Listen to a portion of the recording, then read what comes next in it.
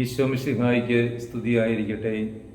നമ്മുടെ കർത്താവായ ഈശോ മിശിഹായുടെ കൃപയും സ്നേഹവും സമാധാനവും കരുണയും വാത്സല്യവും എന്നെ കേൾക്കുകയും കാണുകയും ചെയ്യുന്ന നിങ്ങളെല്ലാവരോടും കൂടെ സമൃദ്ധമായി ഉണ്ടാകട്ടെ.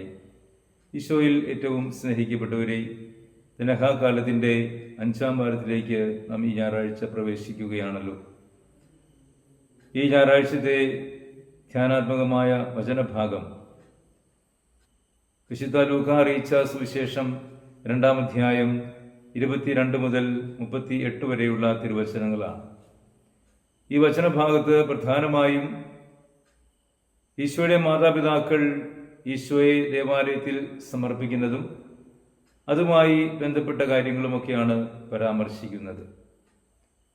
ഏതാനും ചില ചിന്തകൾ കുടുംബവുമായി സഭയുമായി ബന്ധപ്പെട്ട് ആധ്യാത്മികമായി ഈ വചനഭാഗം നമുക്ക് നൽകുന്നുണ്ട്. ഒന്നാമതായി, ഈശോയുടെ മാതാപിതാക്കൾ ഈശോയെ ദേവാലയത്തിൽ സമർപ്പിക്കാൻ കൊണ്ടുപോവുകയാണ്.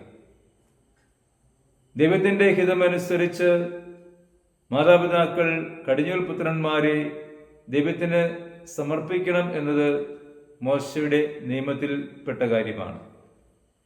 ഈ നിയമം അനുസരിക്കുന്ന മാതാപിതാക്കളായിട്ട് പരിശുദ്ധ അമ്മയെയും യോസേപ്പ് പിതാവിനെയും നമ്മൾ കാണുകയാണ്. നിയമം അനുസരിച്ചുകൊണ്ട്, നിയമങ്ങളും പ്രമാണങ്ങളും അനുസരിച്ചുകൊണ്ട് ജീവിക്കുന്ന നീതിനിഷ്ഠർ ബൈബിളിൽ രേഖപ്പെടുത്തപ്പെടുന്ന വ്യക്തിത്വങ്ങളുടെ പ്രത്യേകതയാണ്. നമുക്കറിയാം, പല വ്യക്തികളും ഇതുപോലെ നീതിനിഷ്ഠനായിട്ട് ജീവിക്കുന്നവരായി കാണുന്നുണ്ട്. ഇന്നത്തെ ഈ സുവിശേഷ ഭാഗത്തും നീതിമാനായിട്ടുള്ള ഒരു മനുഷ്യനെ പരാമർശിക്കുന്നുണ്ട്. അത് ശിമയോൻ എന്ന് പറയുന്ന വൃദ്ധനായ മനുഷ്യനാണ്. അങ്ങനെ ഈശോയുടെ മാതാപിതാക്കൾ നീതിബോധമുള്ളവരായിരുന്നു. യോസേപ്പിനെ കുറിച്ച് നീതിമാൻ എന്നാണല്ലോ വിശേഷിപ്പിക്കുന്നത്. അതുകൊണ്ട് അവരുടെ നീതിബോധവും ദൈവത്തോടുള്ള ആശ്രയത്വവുമൊക്കെ നിയമങ്ങൾ അനുസരിക്കുവാനും പ്രമാണങ്ങൾ പാലിക്കുവാനും അവരെ പ്രേരിപ്പിക്കുകയും അതനുസരിച്ച് ഈശോയെ ദേവാലയത്തിൽ കർത്താവിന് സമർപ്പിക്കുവാനായി കൊണ്ടുപോവുകയും ചെയ്യുകയാണ്. ആദ്യത്തെ ഭാഗത്ത് നമ്മൾ ഈ സമർപ്പണമാണ് കാണുന്നത്. ഈ സമർപ്പണം നമ്മളെ സംബന്ധിച്ചിടത്തോളം കുടുംബമായിട്ട് നമ്മൾ ജീവിക്കുന്നവരാണല്ലോ.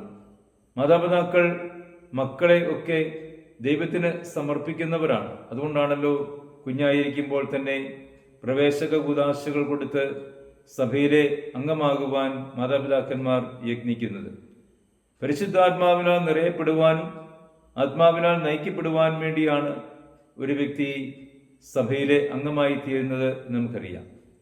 അങ്ങനെ ഉത്തരവാദിത്വപൂർണമായ മാതാവും പിതാവുമായി ഒരു കുഞ്ഞിൻ്റെ അപ്പനും അമ്മയും മാറുമ്പോൾ അവരുടെ ഉത്തരവാദിത്വമാണ് മക്കളെ ദൈവത്തിന് സമർപ്പിച്ച് ദൈവത്തിൻ്റെ മകനോ മകളോ ആക്കി വളർത്തുക എന്നുള്ളത്. അത് സമർപ്പണമാണ്. ഒരു കുഞ്ഞിനെ ദൈവത്തിന് സമർപ്പിക്കുക എന്ന് പറയുമ്പോൾ ദൈവത്തിന് വിട്ടുകൊടുക്കുകയാണ്. അത് 2 തരത്തിൽ നമുക്ക് ചിന്തിക്കാം.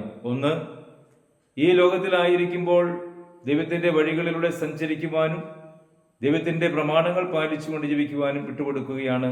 അതാണ് നമുക്ക് പൊതുവായി നമ്മൾ പ്രവേശക കൂദാശകൾ സ്വീകരിക്കുന്നതിലൂടെ ഒരു വ്യക്തിക്ക് ലഭിക്കുന്നത്. രണ്ടാമതായി, ദൈവത്തിന് സമർപ്പിക്കുക എന്ന് പറയുമ്പോൾ മറ്റൊരു മാനം കൂടി അതിനുള്ളത് ദൈവ വിളിയാണ്. ദൈവത്തിന് സമർപ്പിക്കുക എന്ന് പറയുമ്പോൾ ദൈവത്തിന് വേണ്ടി മാറ്റിവെക്കപ്പെടുന്ന ജീവിതത്തിലേക്ക് മാറുകയാണ് ദൈവവിളി സ്വീകരിക്കുന്ന ഒരു വ്യക്തി. അത് ആൺകുട്ടിയായിരുന്നാലും പെൺകുട്ടിയായിരുന്നാലും തിരിച്ചറിയാകുമ്പോൾ കർത്താവിൻ്റെ ശുശ്രൂഷയ്ക്കായിട്ട് കർത്താവിനാൽ തിരഞ്ഞെടുക്കപ്പെടുന്ന വ്യക്തികളായി മാറുമ്പോൾ അതും ഒരു സമർപ്പണത്തിൻ്റെ പൂർണ്ണതയിലേക്കുള്ള വളർച്ചയാണ്. അപ്രകാരം ഈ സമർപ്പണം നടത്തുവാൻ എല്ലാ മാതാപിതാക്കളും യത്നിക്കുന്നുണ്ട്. പക്ഷെ ആ സമർപ്പണം എത്രമാത്രം പൂർത്തിയാക്കപ്പെടുന്നുണ്ട് ഓരോ മക്കളിലൂടെയും എന്നത് നമ്മൾ ഇന്നത്തെ ആധുനിക ലോകത്തിൽ ചിന്തിക്കേണ്ട യാഥാർത്ഥ്യമാണ്. നമ്മൾ പ്രാർത്ഥനാപൂർവ്വം വിലയിരുത്തേണ്ടതാണ്. പ്രായമാകുമ്പോൾ ഇന്ന് കുഞ്ഞുങ്ങളൊക്കെ ദൈവത്തിന് സമർപ്പിച്ച മാതാപിതാക്കളെ ഒക്കെ വെറുത്ത് ഉപേക്ഷിക്കുവാനും മാതാപിതാക്കൾക്ക് എതിരായി സംസാരിക്കുവാനും അവർക്കെതിരെ വേട്ടയാടുവാനും ഒക്കെ യത്നിക്കുന്ന ഒരു അധപതിച്ച പൈശാചിക ലോകത്തിലാണല്ലോ നമ്മൾ ജീവിക്കുന്നത്. അതുകൊണ്ട് മക്കളുടെ ഈ സമർപ്പണത്തിന് ഏറെ പ്രാധാന്യമുണ്ടെന്ന് നമുക്ക് തിരിച്ചറിയാം. രണ്ടാമതായി മുന്നോട്ട് നീങ്ങുമ്പോൾ നമ്മൾ കാണുന്നത് രണ്ട് വ്യക്തികളെയാണ്. ഈശോ ദേവാലയത്തിൽ സമർപ്പിക്കപ്പെടുമ്പോൾ അവിടെ ശിമയോൻ എന്ന് പറയുന്ന ഒരു വ്യക്തിയെയും അന്ന എന്ന് പറയുന്ന ഒരു വ്യക്തിയെയും കാണുന്നുണ്ട്. രണ്ടുപേരും പ്രായമുള്ളവരാണ്. അന്നായിക്ക് പ്രത്യേകം 84 വയസ്സ് പ്രായമുണ്ട് എന്ന് സുവിശേഷകൻ എടുത്തു പറയുന്നുണ്ട്. ശിമയോനെയാണ് നമ്മൾ ആദ്യം കാണുന്നത്. ശിമയോൻ ഈശോയെ കരങ്ങളിൽ സംവഹിച്ചുകൊണ്ട് വരാനിരിക്കുന്ന ദൈവിക പദ്ധതിയുടെ ഭാഗമായി രക്ഷയുടെ അടയാളമായി ഈശോയെ കയ്യിലെടുത്ത് സ്തുതിക്കുകയാണ് ദൈവത്തെ.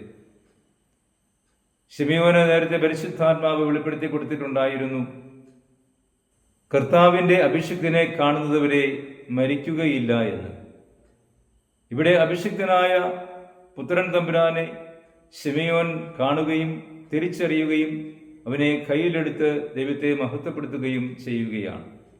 എന്ന് പറഞ്ഞാൽ രക്ഷകന്റെ ഈ ഭൂമിയിലുള്ള സാന്നിധ്യം ബദ്ധനായ ശിമയോൻ പരിശുദ്ധാത്മാവിനാൽ നിറയപ്പെട്ട് തിരിച്ചറിയുകയാണ്.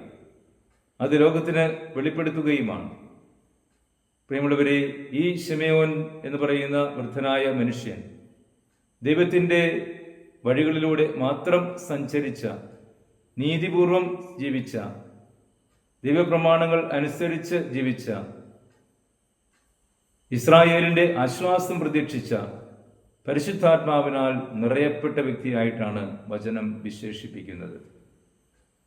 ഇതുപോലെ നമ്മുടെ ഓരോരുത്തരുടെയും ജീവിതത്തിലും രക്ഷകനെ നമുക്ക് തിരിച്ചറിയാൻ കഴിയണമെങ്കിൽ, രക്ഷകന്റെ രക്ഷ അനുഭവിക്കാൻ കഴിയണമെങ്കിൽ നമ്മൾ നീതിബോധമുള്ളവരായി മാറണം, ദൈവപ്രമാണങ്ങൾ പാലിക്കുന്നവരായി മാറണം, എല്ലാവരുടെയും രക്ഷ ആഗ്രഹിക്കുന്നവരായി മാറണം, എല്ലാറ്റിനും ഉപരിയായി പരിശുദ്ധാത്മാവിനാൽ നിറയപ്പെട്ട് ജീവിക്കുന്നവരായി മാറണം.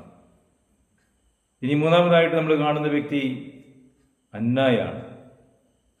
അന്ന നേരത്തെ സൂചിപ്പിച്ചതുപോലെ 84 വയസ്സ് പ്രായമുള്ള വൃദ്ധയായ ഒരു സ്ത്രീയാണ്. ഈ സ്ത്രീയുടെ പ്രത്യേകത വചനത്തിൽ എടുത്തു പറയുന്നുണ്ട്. അവര് നിരന്തരം ഉപവാസത്തിലും പ്രാർത്ഥനയിലും ചിലവഴിച്ചുകൊണ്ട് ദൈവാലയത്തിൽ തങ്ങിയിരുന്ന ഒരു പ്രാർത്ഥനാ ചൈതന്യമുള്ള, ആധ്യാത്മിക ചൈതന്യമുള്ള വൃദ്ധയായിരുന്നു.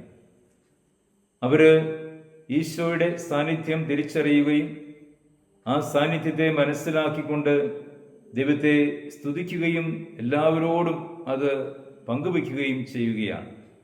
നമ്മുടെ ജീവിതത്തിലും നമ്മൾ രക്ഷാകരമായ അനുഭവങ്ങൾ ജീവിതത്തിലുണ്ടാകുമ്പോൾ, രക്ഷകനായ മിശിഹായെ അനുദിന ജീവിതത്തിലെ സംഭവങ്ങളിലൂടെ കണ്ടെത്തുമ്പോൾ ആ സംഭവത്തിൻ്റെ സാക്ഷികളായി മാറുവാൻ, ആ സംഭവം മറ്റുള്ളവർക്ക് പങ്കുവയ്ക്കുവാൻ, അതിലൂടെ ദൈവത്തെ മഹത്വപ്പെടുത്തുന്നവരായി മാറുവാൻ, ദൈവത്തെ സ്തുതിക്കുന്നവരായി മാറുവാൻ നമുക്ക് ആത്മാർത്ഥമായിട്ട് ആഗ്രഹിക്കുകയും അന്നായെ പോലെ ദൈവത്തെ സ്തുതിച്ചുകൊണ്ട് എല്ലാവർക്കും നമ്മൾ അനുഭവിക്കുന്ന ഈശോയെ പങ്കുവയ്ക്കുവാനും പരിശ്രമിക്കാം.